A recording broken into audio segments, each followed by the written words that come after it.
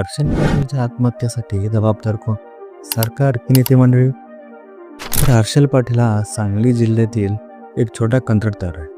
तो जल जीवन मिशनमध्ये काम करतो.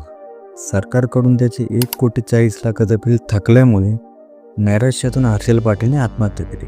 पण यात अर्थमंत्री आणि पाणी पुरवठा मंत्र्याचं म्हणणं आहे की हर्षल पाटील हा कंत्राटदार नव्हताच. एका रिपोर्टनुसार महाराष्ट्र सरकारकडं कंत्राटदारांचे जवळपास 90,000 कोटीचं बिल थकले.